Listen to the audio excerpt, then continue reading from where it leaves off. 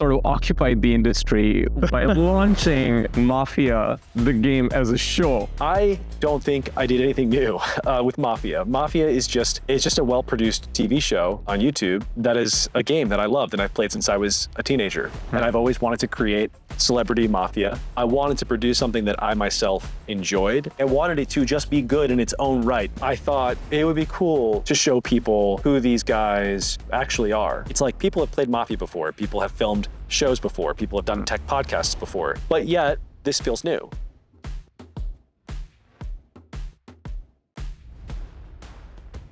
Mike, last time I had you on was this January. Feels like a lifetime ago.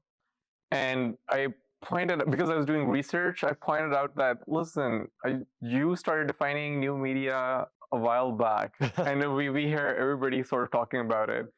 And I don't remember if you started recording yet, but you seemed sort of frustrated. And you were like, oh man, I don't know which part, I don't like to do things again. Like you talked about Hereticon and you were like, we might never do it again. You said that, I think of the right sort of vehicle for that moment in time. And that's just how I think about these projects. And I was like, oh, interesting. And I didn't know what to expect. And then you took sort of the industry, or you took sort of occupied the industry by launching Mafia, the game, as a show. Yeah. Incredibly well produced. You took titans from the industry, tech industry, our industry, and you produced like this incredible show out of it, which was your version of new media, which was actually new media, which wasn't another podcast like we're doing right now, which wasn't another one of these formats. So I just wanted to go behind the scenes, because that's become a show that families can watch together. It's actually giving people a new behind the scenes sort of look at who these people are, how they function, how they think. Like when people saw Trey win that first game, they're like, oh my God, like you don't trust your Trey in Mafia, right? Like this entirely different side of him. You know, there's this chairman of Android Trey Stephens, or like partner and founder twin Trey Stephens, but then, you know, there's a very human side of him, and that showed there. And then of all those people that showed, but I imagine it was like, what went into it? That's like not easy to bring people's, the real selves out in a film. Well, the great thing about Mafia is that you don't need to do anything to bring out someone's real self. They just kind of exist on camera playing a game, and through that you get to see them. I guess we could back up. There was a lot that you said there. Maybe the new media thing is first. I mean, new media is a super old concept. New media is, and by super old I mean it's like a 26-ish year old, 25-year-old concept. Yeah. New media comes from the blogging days. That was considered new media. It was like media meant writing on the internet, basically. And it's funny because it's so super broad. Back then it was broad.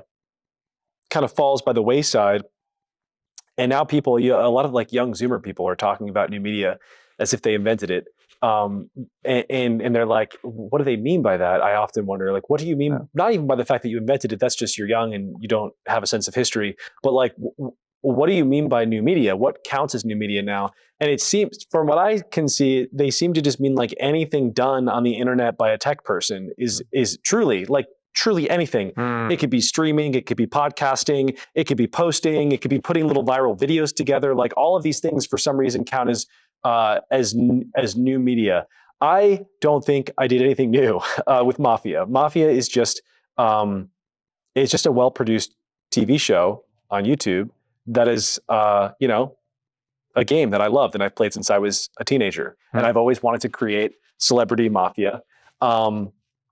Ever since I first played, I thought, man, I played in college for the first time, and I thought, wow, this game is fucking awesome. I love it. I could play it for hours, and I did. I played it constantly for years and years in college. And then after college, everywhere I went, I took Mafia with me. I took it to Founders Fund eventually, and we all played together.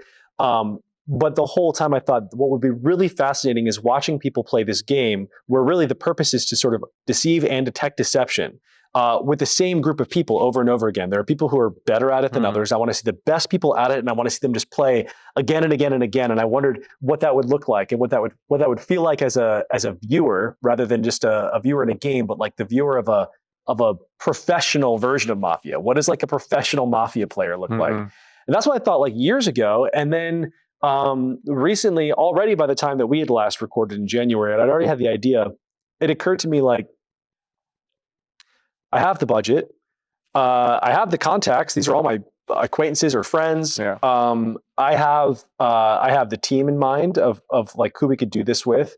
I could just do Celebrity Mafia, and that's kind of how I thought about it. I don't think about, and it's done really well. I mean, in terms of content that people have enjoyed, that has been produced by the technology industry. I can't think of any other thing. It's a short list. It's what is there? What is there really? Yeah. It's a short list. Like in terms of like stuff that people are actually sat down, they were like, "Oh, that was cool. I enjoyed watching that." Yeah.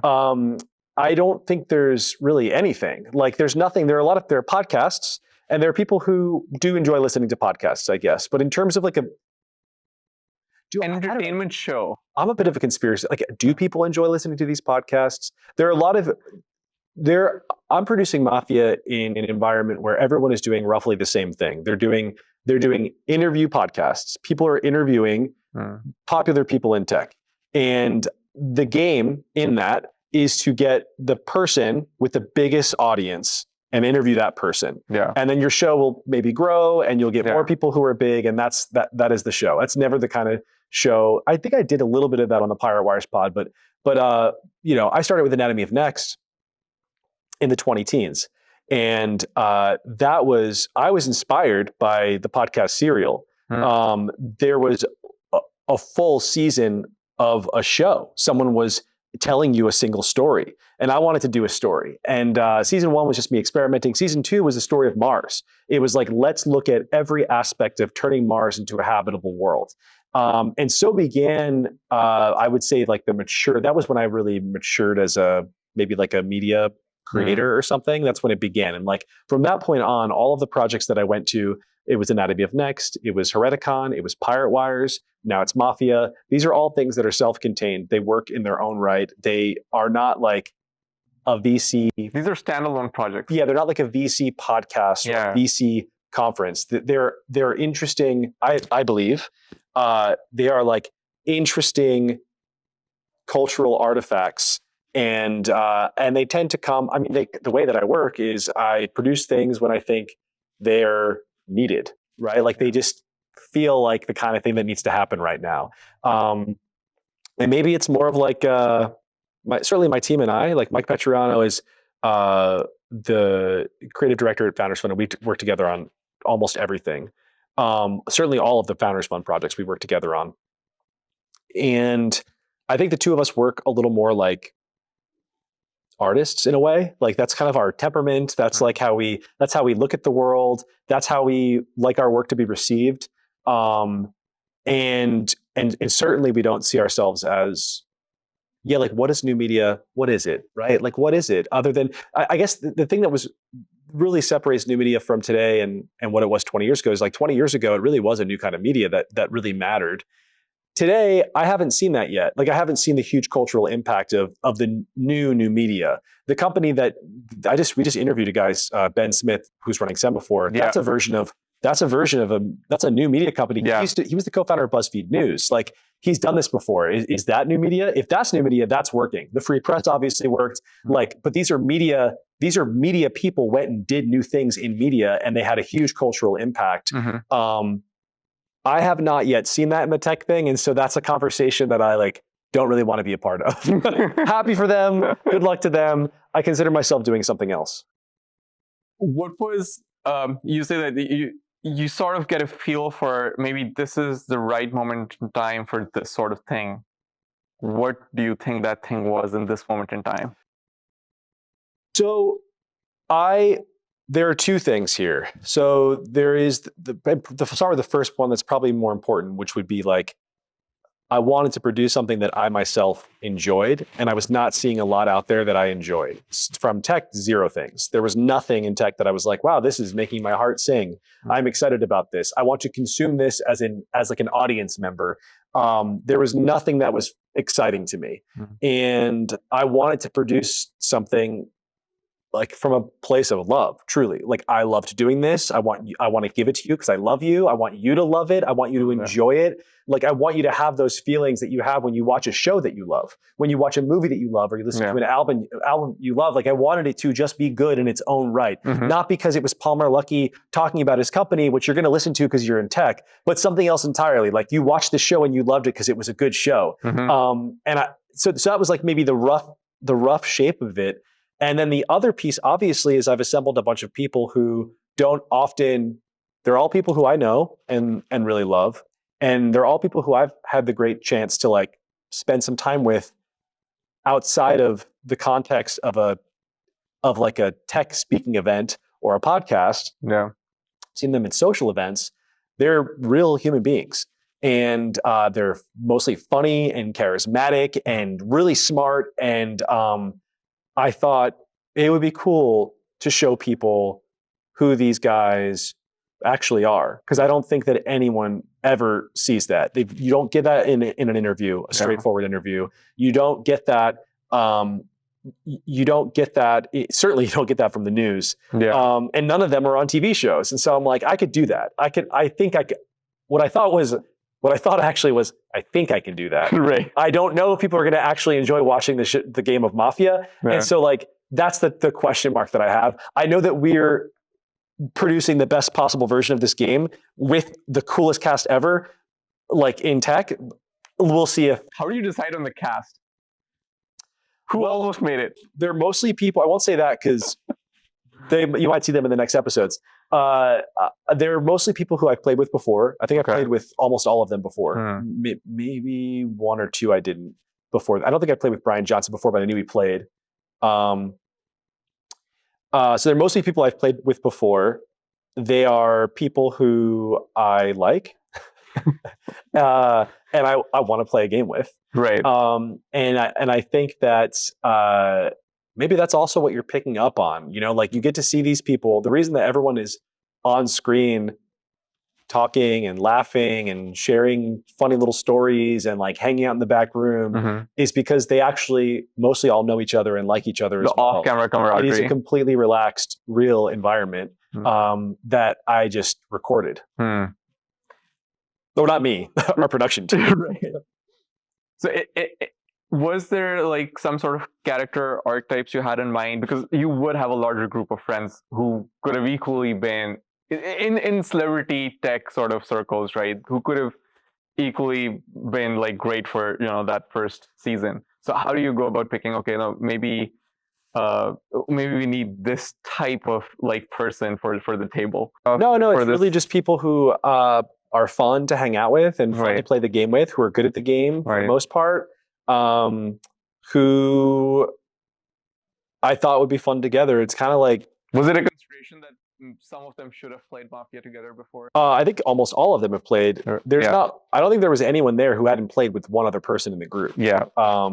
Like this is a group of, Mafia is something that people play. Like people are probably playing this weekend, like not because of me. They're not, well, maybe because of me this weekend. I think this weekend people in tech are playing Mafia all of a sudden. But even before this show happened, people in tech were playing Mafia. Like it would happen, or they would call it Werewolf. That's like, Werewolf is the other common one. Yeah. There's another one that I heard. There were like two other ones that were randomly floating around in comments that I had never heard of. But Werewolf is the one that it's Werewolf and Mafia are the two versions. Yeah. We've just always played Mafia. Okay, so production, incredibly well done. And like sort of this full circle moment that PayPal, you know, had their photo shoot 20-something years ago in that exact same restaurant. Yeah. That's like, talk me through that. Like, what are the other locations you had in mind? It was like, why wouldn't we do that if we could? So the entire idea, when we were setting out for a location, we were talking about what it should look like, of course, and what it should feel like, and what is this environment? What is it inspired by? And I had this idea in my mind. I was like, I see like red leather boots and, you know, like it's like Italian vibe kind of. And I'm like, what am I thinking of here? And I at first I was like, oh, it's just like Mafia movies, like Italian mob movies, maybe. But then it was like, the restaurant came to mind first. I was like, well, we should do Tosca. or not, someone else said that. I think it was my colleague Aaron or Natasha, one of those two. I think it was maybe Aaron. So one of them said, they suggested Tosca, and I was like, yes, that is the place. Like, we got to do it there. Yeah. That is checking all the boxes. And then we realized, wait a minute, that's the PayPal Mafia photo place. And it was only then that it clicked. Like, the thing that had been inspiring me, the thing that I had been actually walking towards was that photo. That photo was the inspiration. And then we, of course, found the place where it was shot. That's just like that, but that was the inspiration. But it's also incredible that the restaurant was still around this many years later. That photo was like 26 years ago or something, right? Yeah, I mean, it's an iconic San Francisco restaurant. It's, well, it's had a long, vibrant history, many different owners and chefs, and yeah, it's been through a bunch of different incarnations. Okay, so everybody seems to either want to play Mafia now, even at Reindustrialize. I hear we're at Reindustrialize in Detroit. It's made its way all the way to Detroit. You know, people want to play Mafia here as well. I'm sure you've seen that pick up among your circles. Is it a one and done season? Well, this is just a pilot. You know, I wanted to do. We have the last episodes coming out on this Thursday of the first three. It was just like 3 games in one night. Same group of people for that period playing, getting progressively drunker as the night goes on.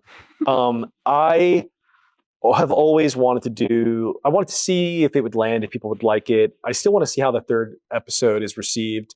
And then I think probably what we'll do is a full season. I haven't 100% decided yet, but if we do that, and I think we probably will, it'll be 4 more groups.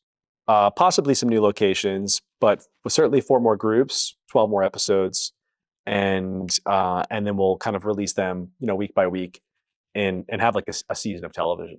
Do you see yourself switching roles, becoming, you know, a player versus being a moderator? Yeah, I don't know. I don't know what the future holds. I think that probably I'll moderate a little more. I mean, I always want to. I narrate because people want me to narrate. Where like they're like, Solana, do this. Like I explain the rules. I for years, John Ludig, my colleague at Founders Fund, would like drag me into. He'd be like, "It's time to play Mafia. Like, do this." And like he's always trying to get me to play. But it's to narrate, and I would like to play. I don't like playing as Mafia. So the risk of playing as Mafia, like if I had to rank it. My favorite thing ever is to just be a townsperson who knows nothing, to go in cold and try and understand what's happening. I think is so fun. My least favorite thing is to play Mafia, which is like such an excruciating experience. I would rather not play. And then somewhere in the middle is narrating. And so I often end up accepting the narrator's role just to avoid the risk of being Mafia. But we'll see. Why don't you like being Mafia? What's excruciating about it? Because I think to actually play a good game of Mafia, you have to tap into something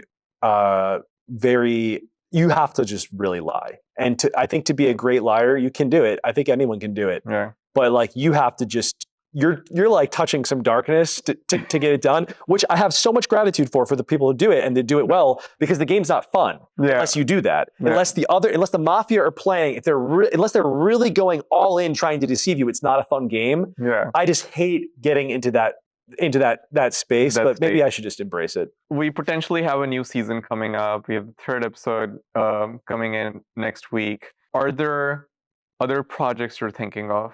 No, right now my head is, it's like the things that I'm working on are Pirate Wires and Mafia. Well, Founders Fund projects are a little bit, it's like Mafia is a big one, and then we have our CEO Summit that's coming up, and like a bunch of smaller things. But like those are the 2 sort of big projects that I'm working on right now. Pirate Wires has been, years now at this point, and it's not really it's like a living project that you have to kind of keep feeding, and it keeps growing. But Mafia that's the new thing, and that already feels like quite a lot. So I mean, I would love to do more. We'll see. I mean, I've always wanted to. Well, I don't see. This is the thing, though.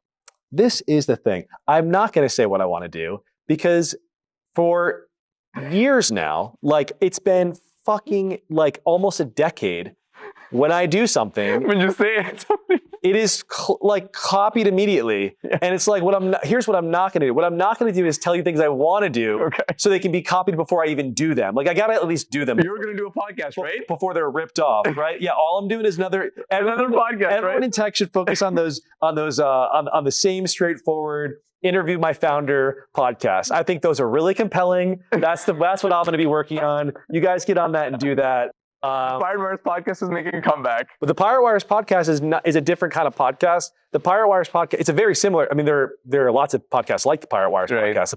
The Pirate Wires podcast is like a hangout podcast. I think it's you and your colleagues. TPPN is like a hang as well. TPPN, they like hanging together. I think probably that's one of the compelling things about it is like you like those guys, you like to watch them hang out.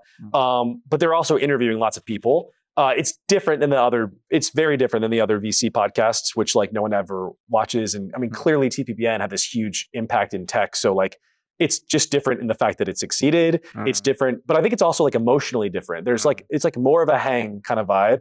Pirate Wires is pure hang. Pirate Wires is like, it's like we're hanging out and we're talking about the news. And again, lots of podcasts out there like that. I do it because I need to talk and I enjoy it. And we have an audience. I mean, Pirate Wires, before I put it on hold last summer, we had like 20,000 listeners, which, not big in the world of podcasting, but pretty sizable. Yeah. In the world of tech podcasting. Yeah. Like a podcast in the sort of tech world. And also like 20,000 people, you realize that's pretty cool that there are that many people who want to hear what you have to say and like who constantly, I mean, every day someone asks me to bring the podcast back, which feels great. And I want to be like, okay, cool. These guys like me want to talk about these ideas and we're going to shoot the shit on a Friday at 2 p.m. or whatever. So we're going to bring that back and do that. But that's kind of more of that's like a creative outlet for me. It's like a fun creative outlet for me. It's not a high concept. Like Mafia was a difficult thing to put together and required difficult and yet not as difficult as it would have been years ago. Like I think at this point, I get to draw on all of the different things I've ever done and all the people I've ever met.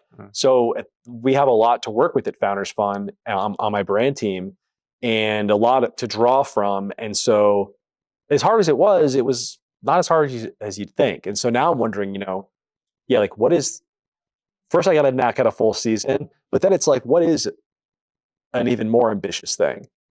What was the hardest part in putting together? I mean, the hardest part I thought was going to be getting everyone there who I wanted, but everyone just said yes, like immediately. They said, I reached out and they, with like one exception, one was a scheduling conflict. And then one guy just didn't want to do it.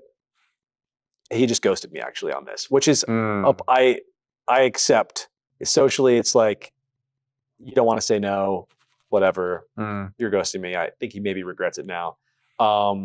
But everyone else was like an immediate, they said yes faster to this than anything I've ever asked. I think because it's like, they've been doing it, it's fun. Yeah, it's fun. It's a fun game. It's a fun night. It's all of your friends. Like we're hanging out. We're going to drink. We're going to like tell stories.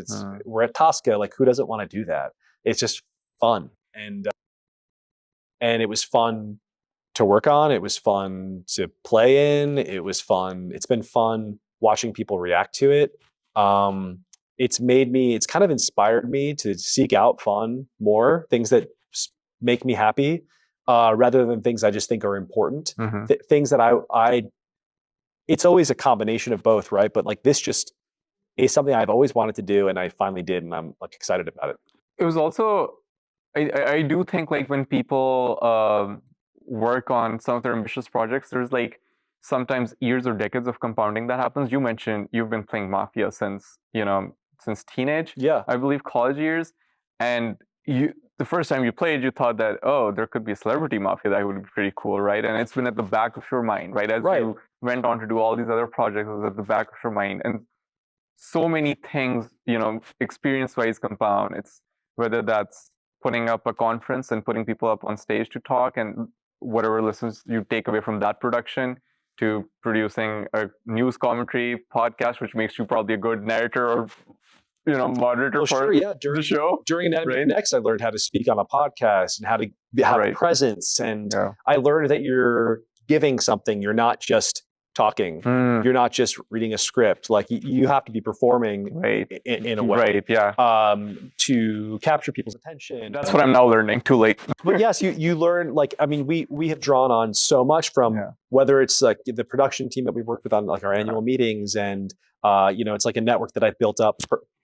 Network, what is a network? It's like these are friendships and acquaintances that I built up over 15 years working in tech. And when I met Palmer for the first time, he was still at Oculus and was a very different guy. Yeah. Well, he was not a different guy. The circumstances of his life were very different. And so were the circumstances of my life, but we've grown, as friendly acquaintances, as friends, I would say, for many, many, many years. And so that kind of thing builds to a moment like this. There's like trust, there's trust involved when you invite someone onto a show like that, where in the back room, if you want to let your hair down, you have to trust the person's not going to screw you. And I have a maximum trust with these people because I would never break it. And it's been it's a production team. It's the idea. It's playing the game for so many years. It's playing the game with these people for so many years. It's working with these people for so many years. It's Tosca. It's, you draw on everything that you have. You draw on and you produce something new. It's like people have played Mafia before. People have filmed shows before. People have done tech podcasts before. But yet, this feels new. It's like it's all together. It feels new. It is received as a new thing because you're experiencing something while watching it that is new.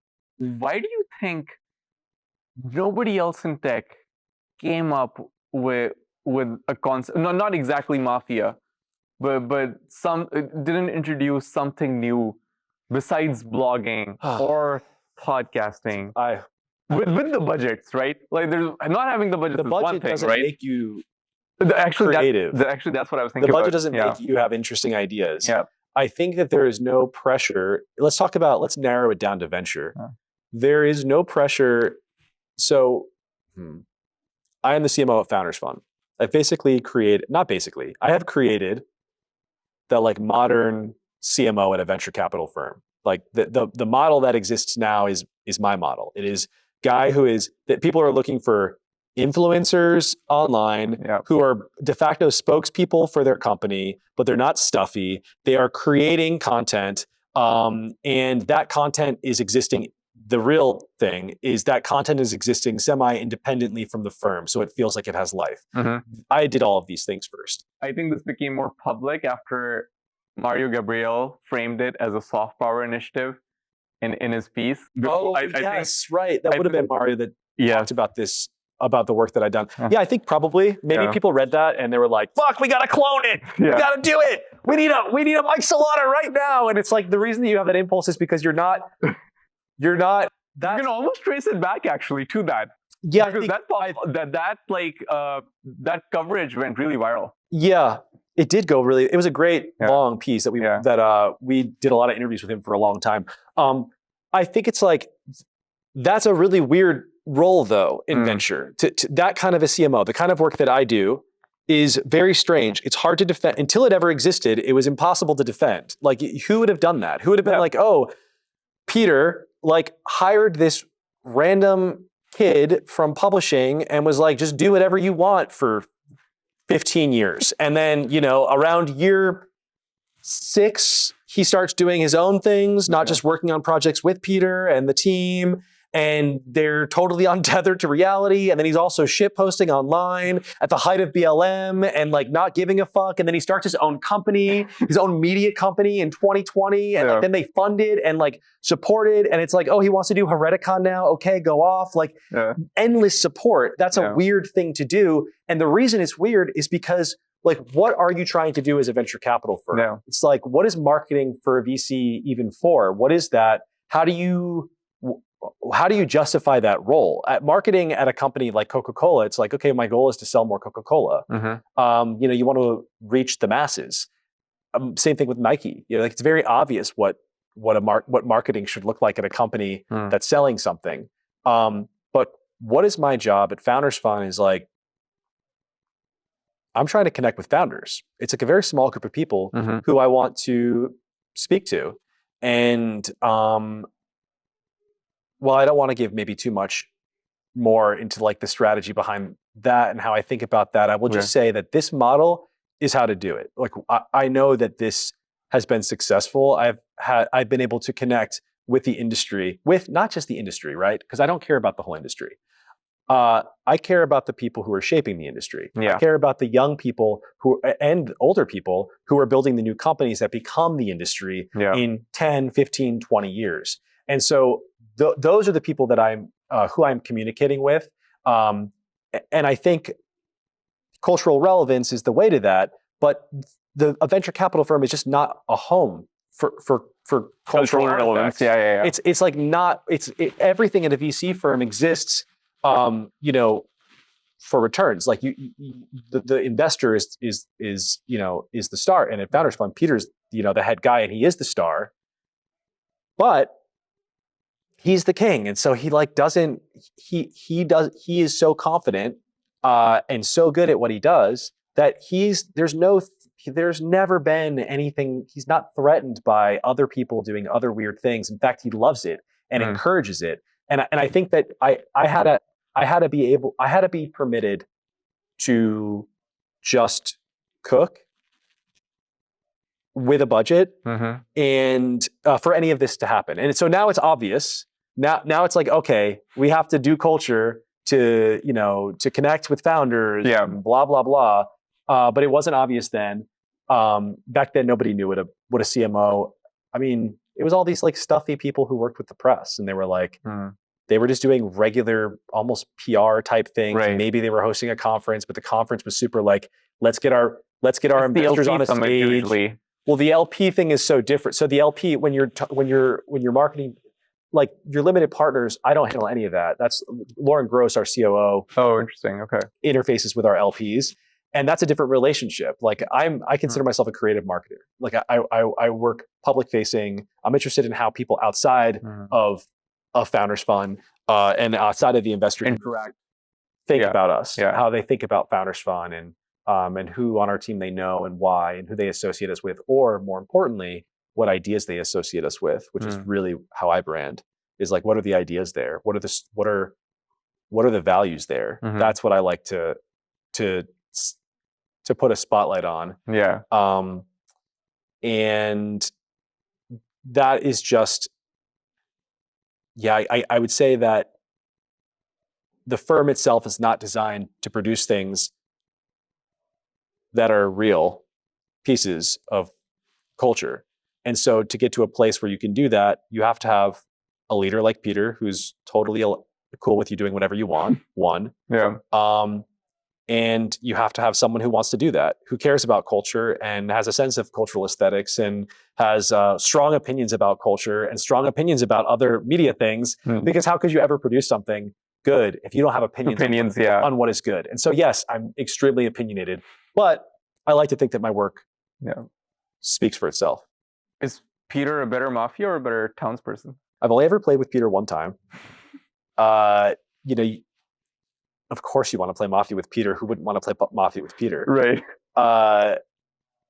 And it immediately proved out all of his fears about the mob, right? Like the town they killed him out of the gate twice. I think it was like 2 times. I think we played we played one night, but I think he made it through maybe 2 games, and they came after him both times.